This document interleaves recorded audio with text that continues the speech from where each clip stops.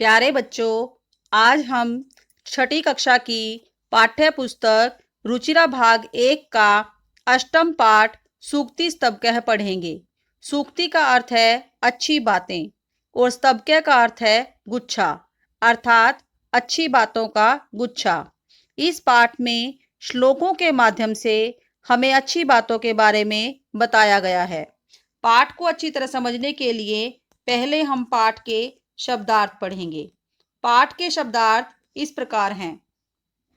उद्यमेन परिश्रम से, मनोर्थई मन की इच्छा से, सिंह शेर, मृगहा हिरण या पशु, दरिद्रता दीनता या कृपणता, प्रिय वाक्य प्रदानेन प्रिय वचन बोलने से, तुष्यंती संतुष्ट या प्रसन्न होते हैं, मानवहा मनुष्य, तस्मात् इसलिए, वक्तव्यम बोलना चाहिए, वचने बोलने में, साधित है उपयोग किया, भवेत होगा या होना चाहिए, सार्थक है अर्थपूर्ण या प्रयोजन युक्त, काक है कौआ, कृष्ण है कालहा, पिक है कोयल, पिक काकयो हो कोयल और कोये में, प्राप्ते आने पर, गच्छन जाता हुआ,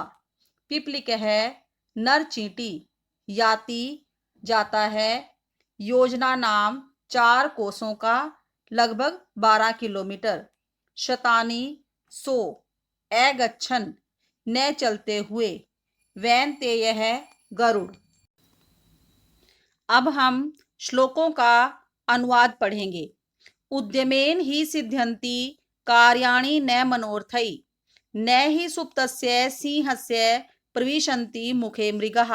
उद्यमेन मीन्स परिश्रम से ही, सिद्ध्यन्ति मीन्स सिद्ध होते हैं, कार्याणि मीन्स कार्य, न मीन्स नहीं, मनोर्थै मीन्स मन की इच्छाओं से, न ही मीन्स नहीं, सुप्तस्य मीन्स सोए हुए, सिंहस्य मीन्स शेर के, प्रविशन्ति मीन्स प्रवेश करते हैं, मुखे मृगः, मुखे मीन्स मुख में, मृगा मीन्स हिरण। परिश्रम करने से ही कार्य सिद्ध होते हैं, केवल मन की इच्छाओं से नहीं। सोए हुए शेर के मुख में हिरण प्रवेश नहीं करते हैं, अर्थात परिश्रम से ही सब काम पूरे होते हैं। दूसरा श्लोक है, पुस्तके पठितः पाठः, जीवने न एव साधितः, किम भवेत तेन पाठेन जीवने यो न सार्थकः। पुस्तके मीन्स पुस्तक में, पठित मीन्स पढ़ा हुआ, पाठ मीन्स पाठ, जीवने मीन्स जीवन में, न मीन्स न प्लस एव, संधि विच्छेद होगा इसका, नहीं, साधित मीन्स धारण किया गया या साधित किया गया, किम मीन्स क्या, भवेत मीन्स होगा, तेन मीन्स उस, पाठेन मीन्स पाठ से, जीवने मीन्स जीवन में, यह मीन्स जो, न मीन्स नहीं, सार्थक मीन्स सिद्ध किया। कि पुस्तक में पढ़ा हुआ पाठ यदि जीवन में नहीं धारण किया या अपनाया, उस पाठ के पढ़ने से क्या होगा जो जीवन में लागू नहीं किया गया या अपनाया नहीं गया, अर्थात अच्छी बातों को पढ़कर अपने जीवन में अपनाना भी चाहिए। तीसरा श्लोक है, प्रिय वाक्य प्रदानेन सर्वे तुष्यन्ति मानवः, तस्मात् प्रियम ही वक्तव्यम वचने का दरिद्रता। प्रिय वाक्य प्रदानेन मीन्स प्रिय वचन बोलने में, सर्वे मीन्स सभी, तुष्यन्ति मीन्स संतुष्ट होते हैं, मानवः मीन्स मनुष्य, तस्मात् मीन्स इसलिए, प्रियम मीन्स प्रिय, ही मीन्स ही, वक्तव्य मीन्स बोलने चाहिए, वचने मीन्स बोलने में, का मीन्स क्या, दरिद्रता मीन्स कंजूसी। कि प्रिय वाक्य बोलने से या प्रिय वचन बोलने से सभी मनुष्य संतुष्ट होते हैं, इसलिए प्रिय ही बोलना चाहिए, बोलने में क्या कंजूसी, अर्थात हमें हमेशा प्रिय बोलना चाहिए।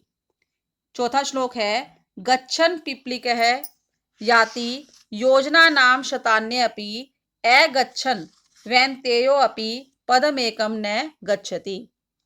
गच्छन मीन्स जाती हुई या चलती हुई। पिपलिकः मीन्स चींटी। याति मीन्स जाती है। योजना नाम मीन्स मील। शतान्य अपि मीन्स शतानी प्लस अपि। 100 मील। अपि मीन्स भी। ए गच्छन मीन्स न जाता हुआ। वैन्तेयो अपि की संधि विच्छेद होगा वैन्तेयः प्लस अपि। गरुड़ भी। पदम एकम, पदम प्लस एकम।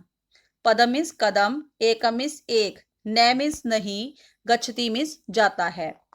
कि जाती हुई चींटी 100 मील पार कर जाती है या चली जाती है। न चलता हुआ गरुड़ एक कदम भी नहीं जाता। अर्थात छोटी सी चींटी चलते चलते सैकड़ों मील दूर निकल जाती है और गरुड़ पक्षी बड़ा होते हुए भी अगर वो उड़ता नहीं है, एक कदम भी नहीं चलता, तो वो चल नहीं पाता या जा नहीं सकता। अर्थात हमें कर्मशील बनना चाहिए। काकः कृष्ण है, पिकः कृष्ण है, को भेद है पिक काकयो वसंत समय प्राप्ते। काकः काकः पिकः पिकः। काकः मीन्स कौआ, कृष्ण मीन्स काला, पिकः मीन्स कोयल, कृष्ण मीन्स काली, को मीन्स क्या, भेद मीन्स भेद, पिक काकयो मीन्स कोयल और कौवे में। वसंत समय मीन्स वसंत समय में। प्राप्ते मीन्स प्राप्त होने पर या आने पर। काकै मीन्स कौआ, काकै मीन्स कौआ, पिकह पिकह मीन्स कोयल कोयल। कौआ काला होता है, कोयल काली होती है। दो कोयल और कौवे में क्या भेद? वसंत का समय आने पर कौआ कौआ होता है और कोयल कोयल होती है। अर्थात उचित समय आने पर व्यक्ति की पहचान होती है। अच्छा बच्चों, आज हमने इस पाठ में ज्ञानवर्धक श्लोक पढ़े। अब आप पाठ के शब्दार्थ और अनुवाद को कॉपी में लिखकर याद करें व इन श्लोकों को अपने जीवन में धारण करें। अब हम सूक्ति स्तबक का अभ्यास पढ़ेंगे। पाठ का अभ्यास इस प्रकार है। पहला प्रश्न है, सर्वान श्लोकान सस्वरम गायत। सभी श्लोकों का सस्वर गायन कीजिए। जैसे उद्यमेन ही सिद्ध्यन्ति कार्याणि न मनोर्थै न ही सुप्तस्य सिंहस्य प्रविशन्ति मुखे मृगः। इसी प्रकार बाकी के श्लोकों का आप गायन कीजिए। दूसरा श्लोक है, श्लोकांशान योजयत। श्लोक के अंशों का योजन कीजिए या मिलान कीजिए। एक तरफ कै भाग में तस्मात् प्रियम ही वक्तव्यम गच्छन् पिपलिको याति प्रिय वाक्य प्रदानेन किम भवेत् तेन पाठेन काकः कृष्ण है पिकः कृष्ण है। ये 5 वाक्य दिए हुए हैं। दूसरी ओर ख भाग में भी 5 वाक्य हैं। इनका हमने श्लोक के साथ उचित मिलान करना है। जैसे तस्मात् प्रियम ही वक्तव्यम, वचने का दरिद्रता। गच्छन् पिपलिको याति, योजना नाम शतान्य अपि।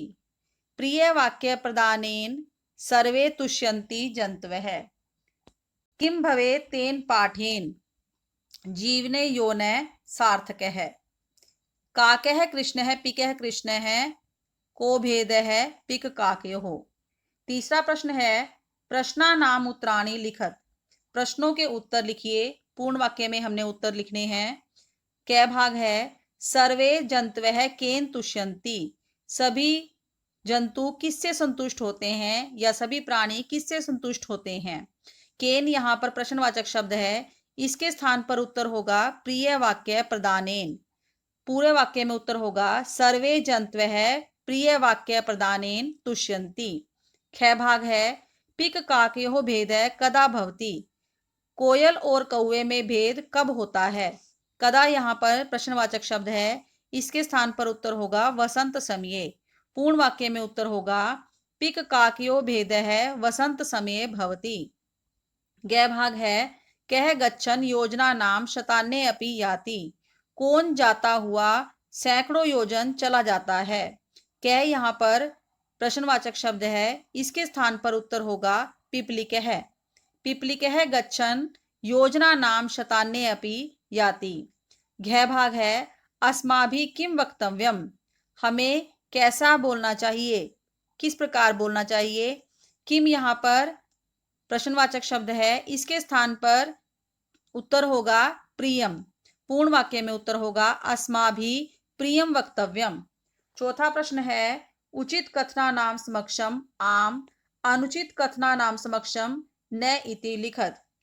सही वाक्यों के सामने हमने आम और गलत वाक्यों के सामने न इस प्रकार लिखना है। क भाग है काकः कृष्णः न भवति, कौवा काला नहीं होता। उत्तर होगा इसका न। ख भाग है अस्माभिः प्रियम वक्तव्यम, हमें प्रिय बोलना चाहिए। उत्तर है इसका आम। ग भाग है वसंत समये पिक काकयोः भेदः भवति, वसंत के समय में कोयल और कौवे में भेद होता है। उत्तर है आम। घ भाग है वैनतेयः पशु अस्ति, गरुड़ पशु है। उत्तर है इसका न। अंग भाग है वचने दरिद्रता न कर्तव्या, बोलने में गरीबी नहीं करनी चाहिए। उत्तर है इसका आम। अगला प्रश्न है पांचवा प्रश्न, मंजूषातः समानार्थक कानि पदानि चीत्वा लिखत। मंजूषा में से समानार्थक पदों को चुनकर लिखिए। मंजूषा में शब्द दिए गए हैं ग्रंथे, कोकिलः, गरुड़ः, परिश्रमेन, कथने। वचने का समानार्थक शब्द होगा कथने। वैनतेयः गरुड़ः, पुस्तके ग्रंथे, उद्यमेन परिश्रमेन, पिकः कोकिलः। छठा प्रश्न है विलोम पदानि योजत, विलोम पदों का योजन कीजिए या मिलान कीजिए। सार्थकः, निरर्थकः, कृष्णः, श्वेतः, अनुक्तम, उक्तम, गच्छति, आगच्छति, जागृतस्य, सुप्तस्य। अच्छा बच्चों, आज हमारा सूक्ति स्तबक पाठ अभ्यास सहित पूरा हो गया है। पाठ के शब्दार्थ, अनुवाद व अभ्यास को लिखकर याद करें। जयतु भारती, जयतु संस्कृतम।